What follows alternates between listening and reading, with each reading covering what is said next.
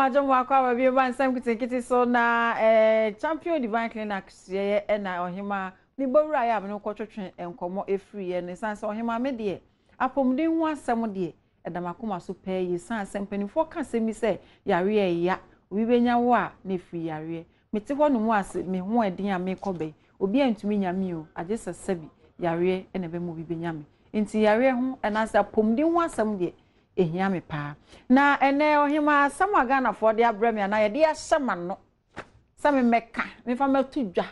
ene nem de ba beto pepunu si mita wi esi menu e kakra nti mu de mo fa nsam ni nsemu because asem obi antumi nka no me meka ene e ba ba hwe ye ministry se ka se ministry e bia asori anese be ka se asafo no emu mpanimfo ene asofofo no ma edi animu no omo sesa niema efri first said tete na etie no e bia na wuni mi de minim na omo de bra mi so no munim ye nsam a ha wo me nsam kitengiti na bia no na ene ye ti ministry a sabi na nipa ba ko na ye asori ye wa asori pani wo ho ye wo secretary wo ho ye wo panifo bebre ansa na be ye asori kuo mua na asori no be start na e koso no anase de bia ye ko hia dem se ye asori a ya jeje ntoboa nkakra se de ye nyamedjuma na ya de ye no ene de ye he ye tumi jeje ntoboa na asi school university obi okro betumi akwasori ni free ni nkwala abrem na waba benyi na ono so start no wo ebi asori a okọ free ni nkwala abrem no asori no asi school akodu university na ne ba start school na oti asori no mo wo yi ntoboa wa asori no mu a de aba benyi enso no ne ba eco school nibi ontimi ntua school fees na emu bekom no na osofo da range over mu osofo kita hammer asori pani mu okita Chrysler tese cars akese omu de yo omu hu yie enu ni nyamedjuma no anase e wose e de boa asafo no senka asori ni si ho no ana school ni si ho no na omu wom no omu ma no yentimi ntua school fees no na omu de santo boa no etu ankura ni school fees na enkeye enena na ado adaroma osi free SHS aba nenso no e wosa yenso ye boa ye ho ne ye hwe sabi omo a omuntumi emmoa wo mo no nene me ne me papa num fo mienu bi wo fiase omo ye asofo anyamensa wo mo so ene mafro omo mechechire mu esan asa mimi ntumi nko asori dem nkoko bi so me wosa me omo be fie ha no meyi omo ho no omo mechechire mu die nti a abasa minim se nya bi omo nyina na ye saade nenso eye niema a ekoso nsam kitenkete ni bi no eno no na ene me ne me papa osofo yima Reverend Yima no ajekum ono no ye osofo pani eda Christ Central Image Chapel ano ewo Kumase osofo mwadwomo akwa Nsem kitenkete minyaba nyamishira ba bakode na enye ono kwa ne bae one osofo pani aye friend no Pastor Michael Osei ono so osofo pani a ono da Bila Praise Ministry. Yes, mpatwa sorry no ifa. I was Sakumono Estate. Sakumono Estate. Okay. Also for mwajo mwakwa ba Nsem kitenkete ni ezu. Dem say any day dikanya mini wo ehia wo fie ha. Pacho. You. Na enene samwa ohima edama mepno so no ai na mpesam ni mbe pense mu ne hwe kwan a efa so ema no ebasa. Enti osofo ima owa ha de medical astarte every honom. Say yaka say obi ye minister anase ewo nyamemu a sa na ya na moka no signature nyamishira mini aba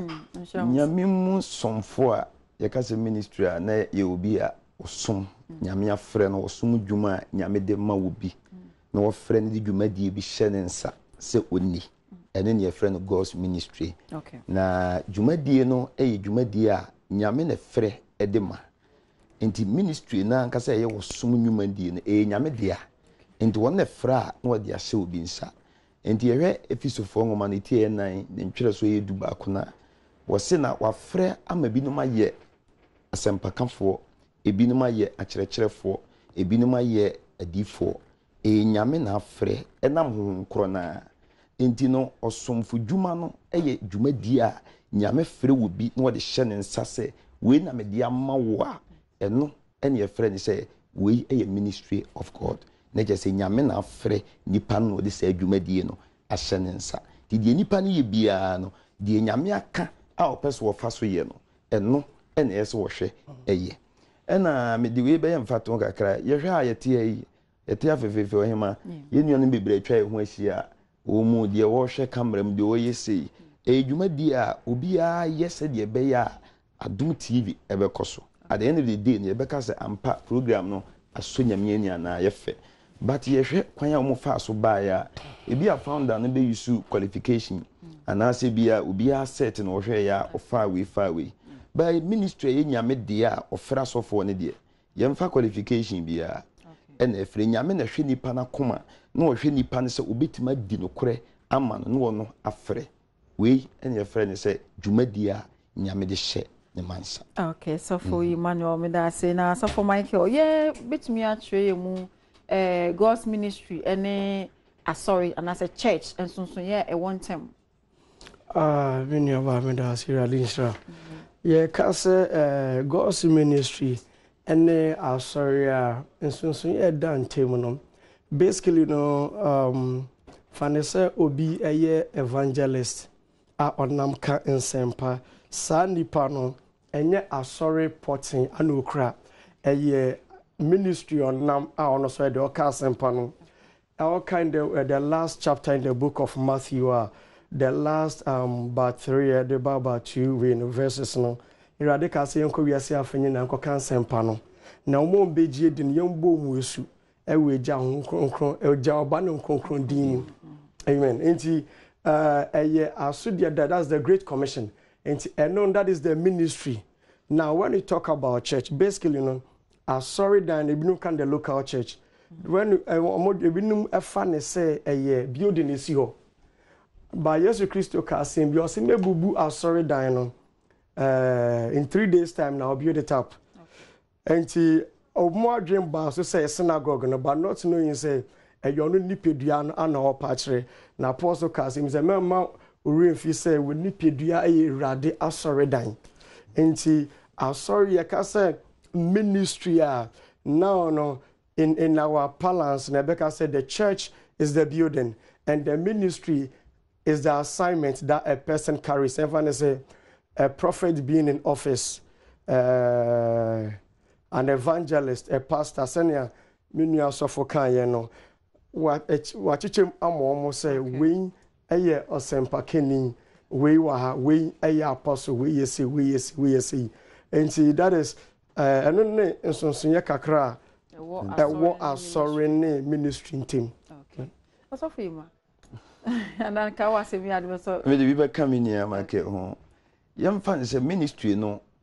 eye gifts a nyame de ma wo sofo no se fa ye adwuma and church no ye the body of Christ. Because the body of Christ Yesu nipadua no esi and what church ministry na ya domo no de mayen said ye be ya ye be si Kristo nipadua no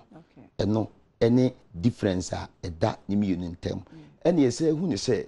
de esa di adanse ye say we ya sorry na we ye ministry ni say ministry no ye move say metia but asori no kumase me no ka say me free akọ takura de said ye me preach, said ye me kasansa na me kasa. But untimi nkukura asori na nyede enimachi. Yehwe Acts chapter 13 Paul enanti bebre with the ministry. Na mire bi oboko bia no asori no ogya ho na adom na ewoni mu no wode yede ekọ. Nti kasa wi a na wode obi asi ho na wabọ mpa ya ama na wagya nipa no ama na hwe asori no so. Enti no ayonkofa dan tem no se ministry ndie yede nam. Na asori ne de Yesu nipadua esi ho. Good. Na ene no se se mi nyini no de me nyini kakra ana se mi nyini ba ye be hu se ne ye wo tete nsori ne bi mu wo honom ene nso no ye wo bi mu ye kan se bi a one man churches ana se obi timi tena sorry na but owo penimfo ewo mu e bi a elder o nkofo ase where you mom ye bi se sankofo ni nyina be kabom na se mo be ye ministry na eye hwan dia asori no hwan dia that's ohima ba kufe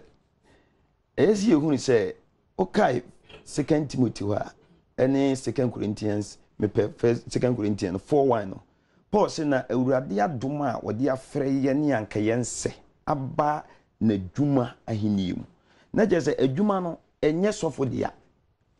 enye edes dia eye Kristo ena wafre yen enti First Timothy now you know one no we kire no ma bi a Paul de ma Timothy amana hu se adwuma ne yafre na manaba so wo meye enti enye da bidia ene enye sofo bidia na emom no Kristo dia no wa hyehye mmara a ese ye faso eno na se obi amfaso a ye friends nipa no wa mane afiri dwuma dia Kristo de maye na de ehu ni bebre ni nyina no ejina ho ene de ekoso a ebi hu a ye ni nye enyina ejina se de wadi ministry ni maye no akoye se ne ya gye afiri ne nsem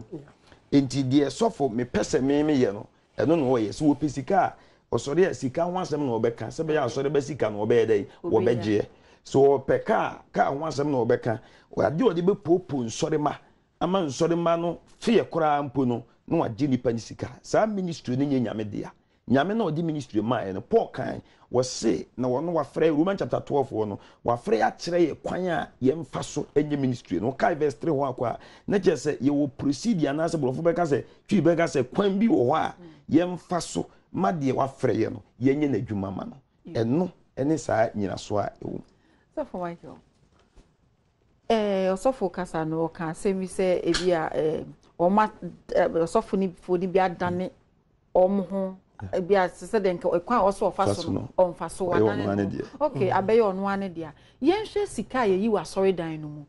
bia ene bi kura sorry ne yesi hodeda but afi bia ye bo afode ebia ye betwitwa board ya ma sorry ba bia yenji we bia oye bia ye hye adwuma a wo ye na bia ye twa boa ma anase ama envelope ebia ya secha ma ko gigi sika se bra okay sika ni nyina beba be boa no afi bia na otwe bia asori no na otwe ba ko no kra ye nhyiamu anase hia wa asori dem mo be mprebe miensa ansa na kwasia dadu okay ye hwe sika ni nyina eba asori no ye ka se di sa sika ye nyame adwuma edi adwuma na mo asofofo no sika ne ba mo di eye ene mo ba nyame adwuma na mo de ye na ene de ye minyam da se Obisa asem. Ya kan say offertory ne sika e gather we radi fee no. Your certain jobs bi wo ha sika ne biye. Ana esono mametim de me ho example. Okay. Oba me ho a me tue binum school fees. Okay. Me de bi sun adwuma. Aba be ye ade a me de botaya me papa sabi owo me ade ode kire me ono so no yesofo we film ade ode kire me no say at least the money that comes in it is for the church aye asori ni sika enye wo sofo no sika enye sika se odo sabom a obo urade kro no sika ebem it is aye asori ni benefit enti the SSM so me ya aiboa no me hwe omo a omo wie school awofo no ntimi no na mabim me hwe omo so a omo future ye brighter ombe so musu edwuma bi no edwuma no ne me bedi hu nkomo a na fe ya pay bebi a peso kosua no ye hu panyim ye de washim answer we pay utilities and then we pay pastors we pay some of the instrumentalists enti eye ade e wo ha sika no ekokoye but there ye can say ebinum hwe raising tia ebinum de bo afore osani aka se ye twabo e de ma so sorry members ni bi say ejuma wo ye nti sika say ni tua we ye ejuma say to me I don't me hu enyina so asade no ewo Christo somu ezan say ensese wo twabo eye Bible ne say freely give and freely you receive because the giftings ne cannot demand for free. So we must also give it out for free. It is not supposed to be say we look for ways and means to rake in money for our personal use to the extent say menka say so for ediya enye and also for chika enye but sometimes you know about they say some enye asofo nko. Can I say something? Omo to nyumpo gospel artists crown they look for ways to milk the people dry. Then they all turn their attention on the men of God. Obi bonyum say Christo suma Nsem right but sani pa no ka say on beto nwa wasori ho a obe charge 4 million 5 million me Ghana for me twa me ho aba na me ba osofo ma wasam na me bebi say ne ye ba be hwe sesei no bi otia sorry dem ho krampo a de amanfo mo de nsam ne bre mo mbisa me no yes otia sorry dem ho no krampo na asori kwaso no ne di projector se den ye de ato dan ne ho ne atwa agusu mobile money in case as scan wo phone so na se unni ska wo ho a transfer scan through phone so na fakoto Ghana for me twa ho aba na encha me ba pem ba bebie me ho ma no na ene number me de ba be ya adwuma e wo hanum sei 0302 221 211 698 0302 211 698 and as a 99 me twa me ho aba na me ba frɛ me na fa won komo ana wasambisa ebra fie ha e bia na so osofu bi di bi du osofu daka mu na wabata che no de gu asori ba so aden de no na aba be yisika e de ma no asori de mo hema me de me ka mo de mo atake me social media ho me twa mo aba sisi ha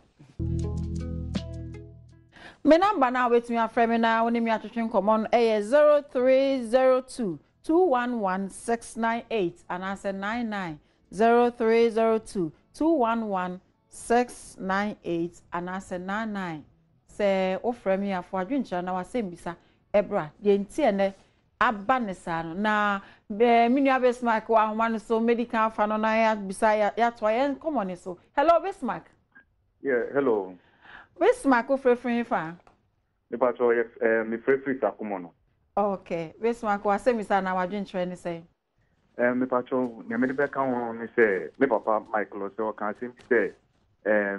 e be gospel artist bi mo bo nyom Christo suma ye nsem ki enso no sankofo na omu wi a no matwa mo ho e ba be kan ti ase asofo no di nkofo sika e di ye ne nyoma nso wo ni nyina ye nyameso nti wa wo so kasa ase na ade na wo so to nyum ne efro say beto nyum wo nyame fi a unka so kifan wo beto mi fi so wa hu nti Christo sum no eye so wo support Awurade adwuma na se wo die nko yi a na wa check wo say no wo ma ni yi a na se e wo yi ni in vain so wa hu e ya wo ni se so fu su ti ya enye Awurade so bi hira so fu no kan te no so fu kan no che say o so fu ni e bo asori no krono ana se bibisa me so ma dwen che ni kakra me de be kan. Okay, Anastasia. Hello, Anas. Hello. Yeah, I'm for sure we free finance. Me free tema. Okay, what didn't you know I say Miss Anison? Okay. Me pacho. Hello, Nsem. Me ton Anas. Okay, me free tema. Okay. Me so ma drink train say o ye bibi aboa nyankopon adwuma na bibi asofo ni sika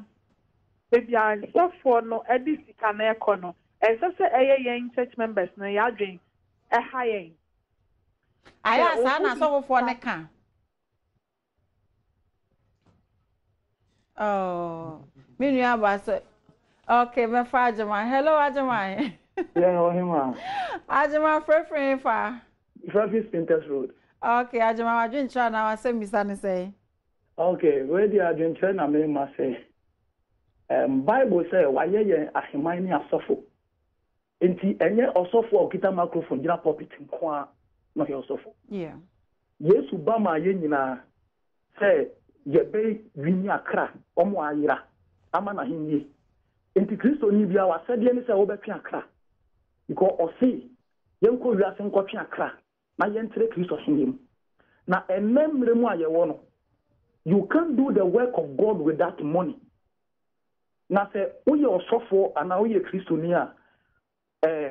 nyame asem no enanti ewo sika ntaban so. Enti de metumi aka ne se enya se sofo edi sika be kwakotoka uye sa uye aso di sika kotoka wabu nyame mra so. Because ye di sika no enante kotwe aka. Eti na me bra premi ka se or this asori sika to school fees. Yem fa asori sika to school fees. Ube to school fees are tight because Bible say aduane tra nyame fie na nyame manya bi ni. Eti tight to me to nyame sika ba offering any affordable sika ni ade no. Ye di tra nyame ahiem especially mamenka bi se dia me wa asori ba ko ewo akra esese me di asori no kotakorade na ye ko twe akra na ayira no kotakorade mo mo sunya ti nyame asem ti se sika no ene ye de ko ne de kwatwe akra enti se wo ye nyame ba na atena me fie a enhwe se sofo edika sika kotoka but Manse yeah that's wasam no em say ya tenten do what you from me me won come hello Benjamin. Hello mama, good evening. Benjamin pacho frefren fa Pacho me Kasa Africa so. okay ka so form to say nyumre Ya wa Adom ye nyina ye ho ye. okay Benjamin pacho ma one so na ma ye ntintim ma me why Okay. And you may mun come on ahead the pass and come ye ni ntema na jo say de ana ye mun bebre ada. Oh. Me pese nka obi say asofo no ma me say nyami ye ka nyami aduma anu ni bien. Say obi say asolifika and school fees and sayale. Agi say odi foka na odi kotre aduma no o takrabi ana say vota na Togo. Now obi su yale a owu awa ha now the scanner pan ho akotra aduma no mu o Togo anu ni nyame aduma na na secondary na secondary mi san so ha obi en fan say sofo mi enu ya omuti wonchen yen for omunya example o ma ti asori omu ase nyame a che aduma no ba ku evangelist ba ku ye odifo o ma ti asori me ka ho ana ye bubu afodia ye dia sia solidan ye sia wie na nka skanka enu ada se be sa ya li o se be school fees so yeah me da say hello Daniel. Yes. Daniel frefren fa Pacho me frefren. okay Daniel wa jun chanu ase mi san say one on content Me pacho aye question ubisa so phone question obisa question papa fa sorry se kan mo die die na kakra me pesa me kan se asofo na nyame nka se afra wo mo omu dia sorry se ka ye nyame adwuma pa se omu nyame afra omu nyame se sika no won fa so ade edi brew eno ntino omu die se ye sorry se ye ni oye bi obedia ye ton 10 million na ade but yanka so yi kakra na ye ma asori ho so fo no mundi eno no de ase asori na ma ya yi ma ye ya asori ndi me tumi say na me duma no omo ti ase no omo ye na kwa so but omo fa ne say ye business bi na omo bi omo ye no omo so na so me say na omo so ayi so no fa okay me da say na mi bisa wasem ya sambe kwa mi jemu no mi da ba me da say em say ni anu maka bebre nam the pastor Mike Rezi bae no na mesere say yehunu say church no as organization no running in a business format ewo workers ewo equipment bi a use enti eba the financial aspect anase sikasem wa asori mu a yewo bible no ministry a Yesu di amaye no kwan a wa kire yen say ye mfa sika na nye de enye na enum na say ye ko ha nchichemu wo ho bebre ebi wo ho no ma yetime de boa omo emmobo ni ade ni nyina aka ho but ubusa question be say me de we to ha na ye hwe question ubusa me ne say ye hwe ye de ne pastors ni bi wa ne yamane ministry na nyame de maye ni yamane me be say ye sha ase hu say nyame de ministry ma wa na say wo de dwumadie bi ma wo de ma ebinom emane no eye no ma bebre obi wo ho no ma onte ni dwumadie nyame de amane na se onim se awurade amane bibi se wonye nanso won hye da nim se woye wodifo woye sofo woye evangelist ana asese mpakafo enti baabi obete se ekobia no sofo mintoa no I can say 90% obi a prophet enu nti na asem no da ho no bebre minim pastors Bram University mi no mu nyina kone ade ebi no ma bank ha ohumi a se woye wodifo kese but ohumi se ya wonim se me die minim se wonye wodifo enti wo hia me agya no wasalitu sa nipa no so nkom o prophecy ni nyasam ketu ena na prophecy no ye be say that aka wanse efiri he na eba eno na onyame abie mani onyame abie maso no efiri he na eba eno na ye hwe course se ma sa ministry ni ye mane na okay ebi no said ye nkofo ye de toso mi no onso wo hwe competition among pastors ni nua sofo koto ka ena car no ono de won tobi enti wo hwa a wono no nyame afre ne se wonye sempakani enso no obepe kwan afaso ato car ni bi eno ne de mane ne ba no enti de kwan so Michael see yemre ya yemre also final words say asambe na betwa na to de make etwa to ne say sorry sika no enye ya ka say abra question ne ba na ya sorry sika tight bibia ye inclusive ana untimi nka say o de sorry sika upeja sorry sika say me de kwakọ ka sempa na nipa no oti ho na obre no ono anya akra no nka ho onka sa so na pese winima Christo no Christo right now no modern Ghana say evangelism ade say yakokeka asempa na chinipa na atwe no na nipa na akoka asempa no common de no insu common de na he fa no da at least no we sika akra no betimi atwe akra until there are so many forms say atwe akra and just see that side no na there be sin shia no be san to aso na Ghana for essence emre ne de ejumanti yemre no I am na ene me papa no ma na asofo me no betwetwen komo no Reverend Imano Ajekum ono ye osofo pani a oda Christ Central Image Chapel ano ewo Kumase na oba oni ni nua Pastor Michael Osei ono so na osofo pani a oda Bila Praise Ministry ano ewo Sakomo no ewo Enkran ha omo na me no betwetwen komo a obecheche adun enkomo bebree na miti hair center omuno miti ede maami matade ehemi Salinas Clothing ono pa matade maami me makeup Elegance House of Beauty Doris ono oye me makeup ede maami me da se ene wa oje mre na wo hwe ohema tie masam kete me nsam kete a me de baaye me ma mo ene hwe adomdom ye adase ne e be san ehia makram